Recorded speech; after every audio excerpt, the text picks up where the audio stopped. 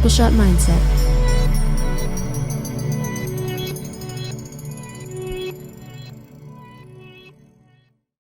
Welcome back, Kevin. I appreciate you. I've been sick, as you can tell by my radio voice. I'm feeling better. Good. It's good to have you back. Not great, but better. Oh, not great? Not great. At least you haven't been indicted. Did they give you the virus? They gave me the virus. They gave me the virus. They did it. Yeah. Yeah. So, speaking of Trump, indictment, the virus, I would like to talk shortcuts today. Let's do that. Yeah. So, I keep hearing in the circles of powerful people that there are ways to just shortcut yourself to success. Yeah. Okay. And in my circles where I run, like this, it's always with a spiritual twist. So like you can visualize yourself to success. You can meditate yourself to success. You don't have to do any action. You just have to align, which I think there's a lot of truth in that, for the record. I don't think that the hustle mentality that the Western world is so famous for, particularly America, is the best way necessarily. I think alignment is a huge part of why people become successful ultimately. But this approach of trying to avoid work and trying to avoid doing the things you don't want to do and avoiding discomfort is where I feel like there's an itty bitty flaw. So you two, as successful business people, I'd like to know if you believe that you can just align your way to success without any effort expended, and B, if there is a shortcut, what has it been? Me or you? Both of you. Should I go first at the same time? Same time. Do you think you agree on this before we start, or do you think you're going to disagree? There has to be alignment with what you do to be successful. At least make it less of a hustle. Because if you are selling pagers, and this is for the people who grew up in my generation, you had a bunch of people who would go sell, pagers one day. The next day they were trying to sell, water filters or whatever. It was always jumping from one branch to another, trying to find the best way to make money. And while they made some money, there was no fulfillment in it. And when I followed my passion, becoming a weatherman first and then a designer, those were both passions. And I think it doesn't feel like a hustle at that time. It feels like it's a natural progression of your soul living its purpose. So for me, as a business owner that does what we like to do, it doesn't seem like work most of the time. I mean, sometimes I do drag my feet and I don't do what I'm supposed to do. But for the most part, I am thankful for God and the universe that gave me this power to create and an avenue and a canvas to create things on. So for me, it's no longer a hustle kind of a mentality. It's more of a progression of my soul's purpose. I want to dive more into that. Please do. We'll circle back, but Kevin, can you pop in with your... Absolutely. I don't know a single person who has succeeded by simply aligning themselves, because biggest part of the equation is work. You have to do the work. People who think they can get around that, they fail. And that's unfortunate, because even the people we see in the media and we think they're an overnight success, it took them 20 years to become an overnight success. Because without the hard work, without Kobe shooting 1,000 free throws every day, without Mark Cuban hustling and trying to, buy the perfect company at the right price and finding the money to do so, none of them would have become millionaires or billionaires. So when I see people, especially nowadays on social media, saying, oh, I just align and we're done. No, it doesn't work that way. Even us sitting here 23 years in business, we are still, we've become successful, but we're still not there where we want to be. So every day it's more work, more dedication. And like you said, if you're not passionate about it, it's not going to happen. So you have to find something you're passionate about and willing to put the work in order to succeed. Speaking for myself, and Artie, you can weigh in on this because you're doing the same thing. I think of it like writing a book. We're both in the process of writing books. You can align with getting your book published, right? Like I'm so aligned with my book being published. Like I visualize myself being a best-selling author. None of this is true, by the way. I don't spend a lot of time in visualization with this, but let's say I did. But if I never sit down and write the book, how am I going to get to be a best-selling author? I think you have to use that as a catapult. Like if I visualize myself being on stage and like signing books and doing interviews, that catapults me into doing the work. And at that point, it's no longer work. When my brother talks about Kobe Bryant shooting 1,000 free throws before every game, yeah, that's putting in the work, but there has to be driving force behind it. You can't just go pretend you're shooting 1,000 free throws and your heart's not in it and you're not aligned with what you're trying to do. So for me, when I do slack off on writing that book, I meditate with Pedro. I don't know where he went. It's my little crystal. I saw him. Yeah, I know. Where did he go? So I meditate with... oh my God, it's right on the floor. There he is. Show them. Look. It's Pedro. Pedro was on the floor. The whole time. When I meditate and I see myself, visualize myself doing that on stage, the outcome, it pushes me to do that. And the push isn't a hustle kind of push or like, oh God, I got to get up and do it. It's more of a, wow, I get to do this to get to that point. So why not do it right now? So that's why there's times I wake up at like 10 o'clock, I'm just tossing and turning. I just go downstairs, turn on my computer and write 8 pages because it flows. Like once I see the outcome, it flows. If I don't see the outcome, it doesn't flow. So you're putting in the work at 4 o'clock in the morning. You wake up and you write. The You're work putting up the comes work. as a result of No, being yeah, there has aligned. to be a driving force. Right, that's Kobe alignment. will shoot 1,000 free throws because he wants to be the best. He wants to win a championship. Mark Cuban But wants he's to make aligned with right. that No, purpose. so I'm saying alignment is one part, and being on the same page with the universe. But the second stage, which a lot of people skip out on, is actually doing the work. Right. They feel like by doing this, they really don't have to do this. They'll jump here, But and also they're gonna on wing the, it. on the other side, there's some people who want to put in the work, but they don't know what they're passionate about. They just go, for example, 9-to-5 job, day in and day out. They work hard, great, they get a paycheck, but I don't think the meaning of success has to change in this country. It's not how much money you make, it's how fulfilling your life becomes as a result, spiritually and everything else. So if you have the work ethic, but the driving force is nothing, or just, I just want to put a roof over my head, I want my kids to go to a good college, that in itself won't make you fulfilled. Yeah. So- I was going to say, I think I remember a quote. It could be completely wrong, but I'm going to say it anyway because it sounds good.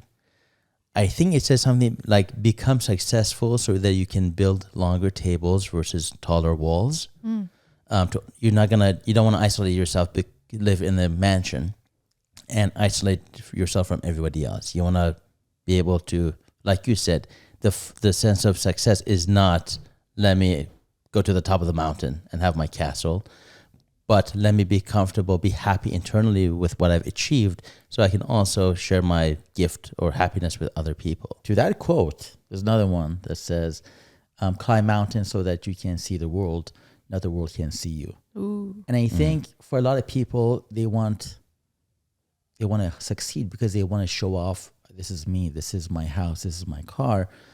But for me, success means actually going up there to see the world and having that experience, having that soulful experience. So yes, driving force has to be there. The hustle has to be there as well. And some people call it hustle is a bad word. I think it's a good word. But without the ignition, without the vision, without the push, no matter how much hard work you put in, it's just going to be just a one track. It's a formula. It's a formula. Yeah, 2-part formula. Passion, vision, and all It's a that. 3-part formula.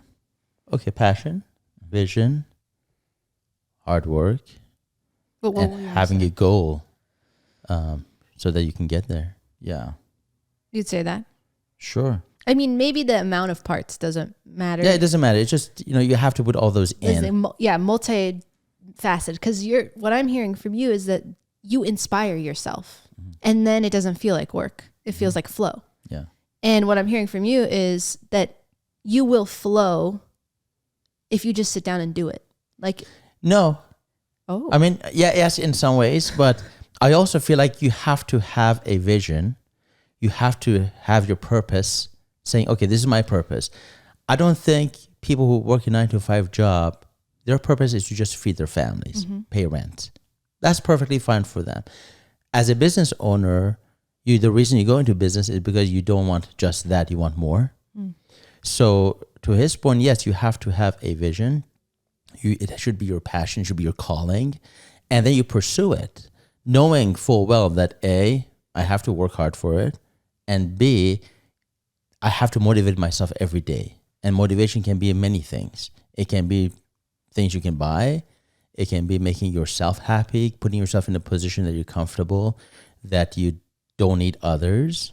So, I mean, it's a formula. You have to put in the hard work, but you also have to have the vision and the motivation, all those things to get to where you want to be. so how do you inspire yourself, Kevin? My daughter, us, myself, wanting to be in a position to help the world. I love to give. So when I wake up, I tell myself, first of all, I got a staff to feed, literally.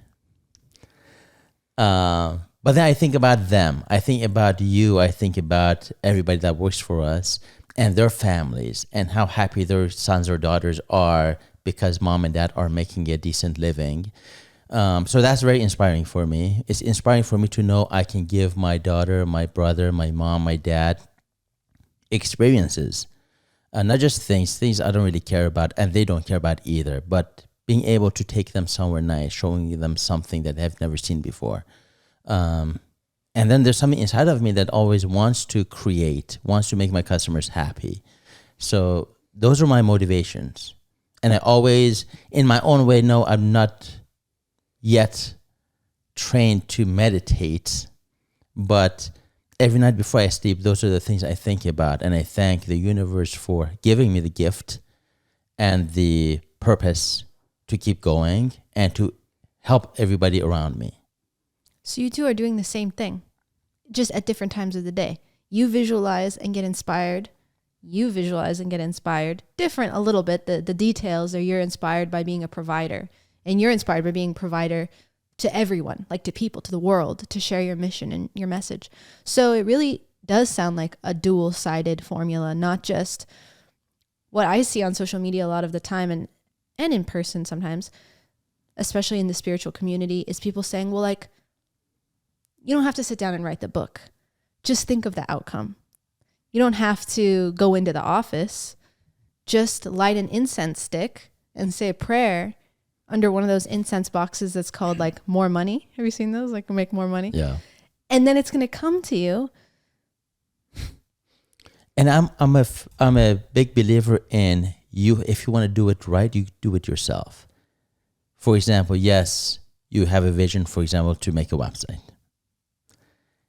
In my case, I do believe in delegation, but the ignition has to come from me. The idea, the vision has to come from me. I can't just say, okay, I got 5 website projects to do. Let me just give it to these people and let's go. I don't have to work. It's going to happen because I believe so. That's where the hard work comes in. Yes, you delegate. You have to be smart about it and give to other people to continue what you start. But some people want to even skip that part. Saying, oh, I need to write a book. Okay, I'll just get somebody to write it. Like a ghostwriter. Right, exactly. That's common for celebrities. And maybe it's like a preference of style. Because if you had 5 super talented designers on staff who you think are even more talented than you, maybe it would be more effective to delegate it to them. Possibly, yeah. But if you have the burning passion, like you said, as the creative to want to get your hand in it, I think that speaks to you being really aligned, like we said with that word, with what you're doing because you want to be involved. Right. You don't want to get it off your table. You want to be involved. You want to be part of it. Because the purpose is not to make money. That's one purpose. But the bigger purpose is to fulfill who I am as a spirit. So that's why I want my fingerprint to be on everything because it has to be my vision. Otherwise, I'm just a businessman in the middle collecting money versus I want to be part of the process. Okay. So I've got a couple of different opinions about the past 10 minutes of talk. If I come from, my motivation is because of lack, because of scarcity, I don't do well. Like, oh, my bank account is down to 3,000. I need to hustle. Like, that doesn't push me to do my best job. My best job is looking for abundance. Like, oh, I can do this. Let me do it. So it doesn't come from me feeling scarcity or scared. Mm-hmm. I do it because I want to achieve more. And I don't look at my bank account as a barometer of how successful I am, because I'm doing a lot of things with my money. I'm paying my kids' way through school. I'm doing this and that. So my motivation, the song I listen to every morning, by the way, in my car, Yep. my motivation is abundance and comfort, right? I don't look at lack. I don't want to be in lack position. I think about the abundance. The other thing is, while my brother loves designing, and that's maybe his soul's purpose, and I respect that, I think as your soul graduates from the 20-year-old soul to the 30-year-old to the 40-year-old to the 50-year-old, we have to be realistic with where we are in life. For me, I'm realistic about there are younger kids out there who have better ideas, who can do things more efficiently, who can create things in a better way. Like, they have the inspiration to do so. Like, it's not just, God didn't just put creativity in my head and in my heart. Those kids have it too. So by me delegating, like, if I'm a dad, one day I'm going to pass on the torch to my kids. I'm not going to say, okay, well, I'm still the designer, Sonny, you go. No, at one point I have to delegate it to them, to the younger generation. And my purpose is still to create. But at this point, I'm in a driver's seat. I'm now creating the infrastructure. I'm managing the people who have my fingerprints still on it. My purpose is still going down to the my employees. And of course, I can have a supervisory role to look at what they're doing and, hey, design it this way, design it that way. But I think as our soul progresses and we are more realistic with our age and our abilities, and the fact that there's some kids out there who can do something in 3 hours and they're not cutting corners, they're just doing it more efficiently than we are. I think for us to grow as a businessman, I have to be realistic with those things, with father time, with me having too many distractions with my kids, because ultimately I want to spend more time with my kids. Ultimately, you want to do whatever you want to do. So by delegating, doesn't mean we are removing ourselves from our purpose. It's just we're using tools, aka other people, to help us get there and achieve the life we want. And I can't be 70 years old still designing things because I want to have my fingerprint over it. I want to be at my kid's wedding. I want to take him to Hawaii. I want to do these things and that things with them. So as much as I agree with Kevin that he likes doing that, and if you like it, do it a little bit here and there. But we have to learn to delegate. And when you talk about the book, I would love to write a book. I would love to have the time. But I think if I give my notes and my starting points to a ghostwriter and oversee what they're doing and tell them this, and I know you guys don't agree with that because it's not my soul going into it, I still think my soul is going into it. I'm still supervising how this person is writing it, or how they're helping me write it or formulate my thoughts into a better way of writing it out. But to me, it's me being smart about my time. I'm not just saying, write something, pick a topic. I don't care what it is. I just want to sell books. That's not what I'm saying. I'm saying this is my project. These are my chapters. These are my thoughts on every chapter. These are my outlines on every chapter. These are my quotes for every chapter, put together in a way that I can have that time free to spend with my kids instead of sitting behind the computer and typing things that are incoherent. I completely align with, to use the word, with what you just said. I don't think it's cheating away your life's purpose unless your goal is just to make a ton of money, like use the book as a meal ticket. I think intention matters. If your goal is to put your heart and soul into it and then let someone else synthesize it, I still think that's an alignment of purpose. Right. And I agree with also making time in your life and delegating away tasks that your heart's not in. That's much more authentic than forcing yourself to do a task that your heart is not in. So I think there's truth in both ways of doing it. when it comes to the book, as long as it gets done, it gets done. It's not a means to an end, is what I'm saying. Full circle. What he said is what I said.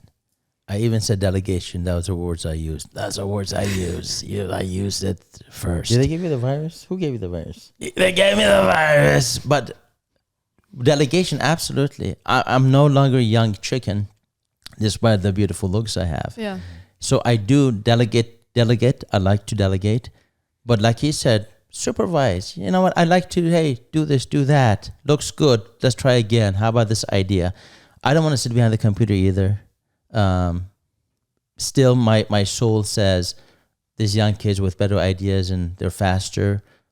I'll guide them, but I don't have to be helicoptering over them every little detail. I'll trust them. So I think we're both saying the same thing.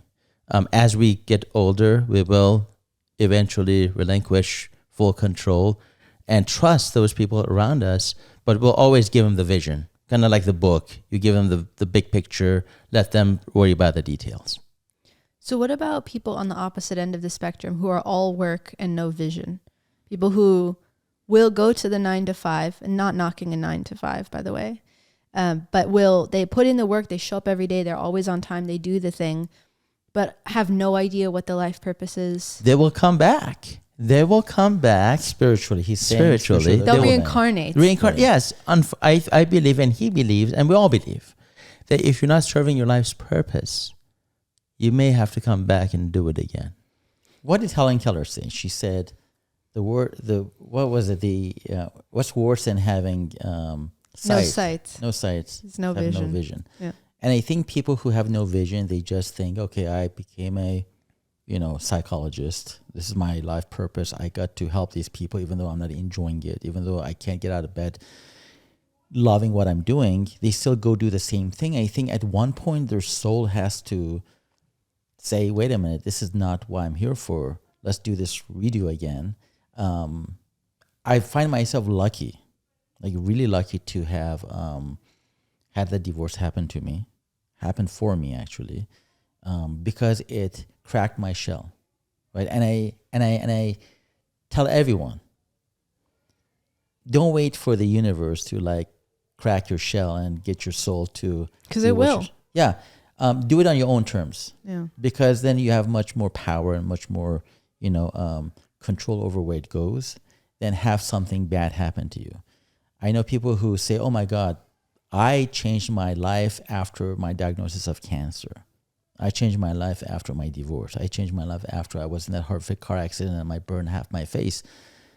And instead of waiting for that to happen, instead of being on your deathbed or like saying, God, give me another chance, you gotta like have the power. And I think I give her some credit, right? You have to. I think my ex-wife, I give her credit for being strong enough to pull the plug on something that wasn't aligned with her life vision. Yep. And yeah, it took a good year and a half for both of us to get over it.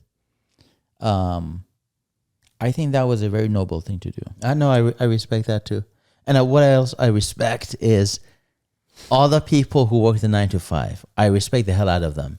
But I know the one reason that they don't actually live their purpose is fear. A good friend of mine, 10 years ago, 15 years ago, I told her, hey, this is your passion. You always talk about it, do it. And she kept on saying, no, oh my God, what if I fail? I'm just going to do this banking thing, be a teller at the bank. Lo and behold,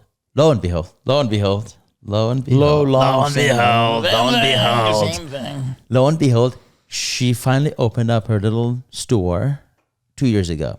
And she wrote me a few months ago thanking me for 10, 12 years of pushing her to, hey, don't be afraid. Trust that there will be a net that will catch you if you believe.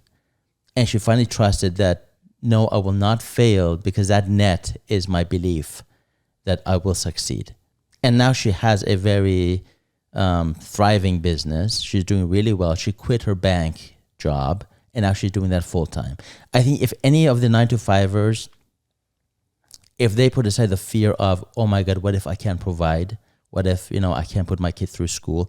If they actually go with what's inside of them, saying, hey, I wish I was this, I wish I had done that. If you actually put energy into it, I think they will succeed. They will say goodbye to the 9 to 5, like my friend did, and find their purpose and pursue it and find success. Absolutely. And I don't think it's just the 9 to 5ers who suffer from this. People, you said psychologists earlier, right? Or psychotherapists. I was dating a lot of them. That requires, depending on their level of education, up to 8 years of education, of commitment. We also, we know, work with, have seen people who are highly educated who devote 10 or 20 years of their life to an industry or to a profession. And sometimes they love it and it works for them, at least in the beginning. And other times they don't love it. And maybe they're self-starter business owners.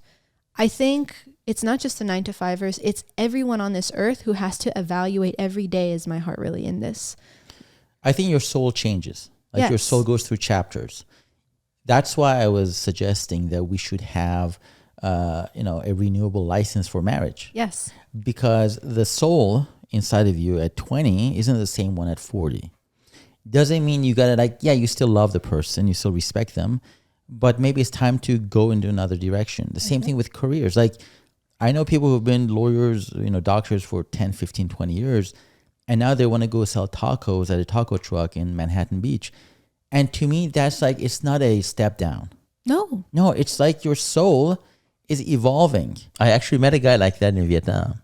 Great. He used to have an accounting firm in Orange County. His purpose was he said, I'd always loved to have a little taco stand. Yes. He went to Vietnam, opened up a taco stand called Gringo. Gringos, yeah.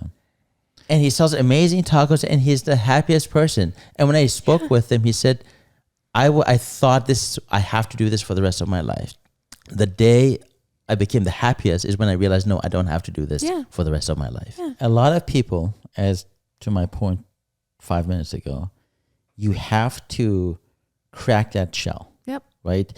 The more you pretend, no, this is me, this is what it has to be, the more that over correction is going to hurt you. Yes. Right? Trajectory. Right? So Nona calling it quits with me after 14 years, 15 years of knowing me, I give it to her. Yep. Yeah, it was sad for me. The first 3 months I was cussing her out in my head and heart. But now I understand why. Because I don't want to be in a situation that I'm forced to like where I am and pretend to myself that this is supposed to be the way it is. I don't have any control over it. Of course you do. Just don't have the balls to do it. So when someone fires you, when someone gives you disease, when someone breaks up with you, that is a perfect time. That is a universal way of saying, dude. Yeah, fresh start. Change gears. Yep. And I would hate to be the 75-year-old, 85-year-old sitting on my deathbed saying, I wish I would have done things differently. That wish is what will make you return. Yeah. That wish will. But I think you having the foresight and the awareness to know that that's going to happen one day. Let me plant the seed right now for the next chapter of my life. Beautiful. That would be what's going to make your soul fulfilled. The Stoics. Amen. Yeah, amen to that. Yeah. The Stoics always say, it's Latin, so of course I'm going to butcher it. Memento mori, which means remember that you will die. And you're supposed to think of that every day when you wake up. Remember you will die. So it's the only promise that is guaranteed to you in your life. It's the only thing you can rely on, is you are going to time out. So make it all what you would want to do as if it were your last day. And if you do that, then maybe you don't have to come back because you're already living with that in mind. I already know, my time here is short and limited, so I have to align with my heart. But I think our minds really hijack that. And what I was going to say about the shortcuts, bringing it all full circle, is that if we are living a life according to our heart and not our mind, I don't think we'll even want to take a shortcut. I think shortcuts are for those of us who are still wondering, what is it I really want to do? Let me just skip to the end and see if that's going to fulfill me. But if you really love it, it doesn't really matter how you do it. You won't want to take a shortcut. You want to enjoy the journey. Triple Shot Mindset.